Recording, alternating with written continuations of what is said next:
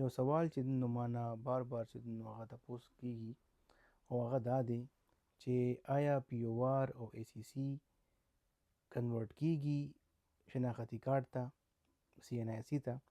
نو زما جواب دا دی چې اوسه پورې چې نو زمونږ حکومت داسې هیڅ قسمه پالیسي نه راوستې چې هغوی دا ویلي وي چې پی او آر یا افغان سټیزن کارت پاکستانی شناختی کارت ته بدلیږي یا چې دوی له شهریت ورکوي.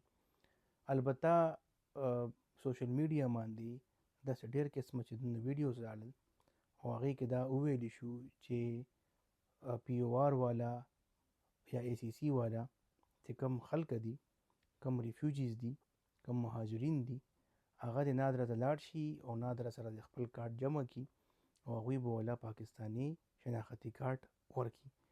دا چې کوم افوا ده دا صرف افوا ده او دې کې چې دونه لکه څه صداقت نشته. نو مهرباني وکړئ خپل ټایم هم مه ضایع کوئ، د نادره والو ټایم هم مه ضایع کوئ، ځکه چې تاسو هلته لاړ شئ خپل پی او آر او ای سی سی ورته کېږدئ نو چې کوم خلکه د پاکستان اوریجن کارت دپاره ځي، پاکستان اوریجن کارت دپاره چې کوم های کورټ فیصله کړې ده نو چې هغوی هلته لاړ شي او هلته ورته خپل پی او آر کارت یا ای سی سی کارت یا خپل درخواست ورته کېږدي او دا فیصله ورته کېږدي نو هغوی چې دومره تنګ شوي وي چې خبرې مو سره نه کوي، ځکه چې تعداد ستاسو ډېر زیات دی او هغه چې کوم آفیشلز دي هغوی د څه کوم زمونږ افغان مهاجرین دي، زمونږ چې کوم دلته لیټیګنټس وو چې کیس کړی وو، چې کیس ګټلی وو، نو هغوی غریبانان چې ډېر مشکلات کې دي. نو مهرباني وکړئ دې افوا نه چې لرې اوسئ، داسې ویډیوز باندې باور مه کوئ چې کوم ویډیوز هغه تاسو ګمراه کوي. یو بابا و هغه چې یو ویډیو ورکړه او هغه دا وویل ټولو خلکو ته چېرې تاسو ورشئ یو پی او آر تاسو سره یا سی سی دی او بس نادره کې ورکړئ او بس تاسو له شناختي کارت ورکړي. دا بالکل غلطه خبره ده.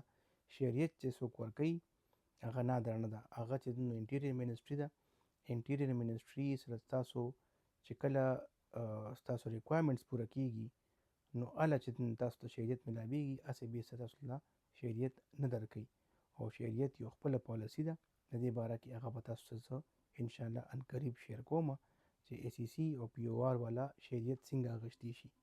ډېره مهرباني. السلام علیکم.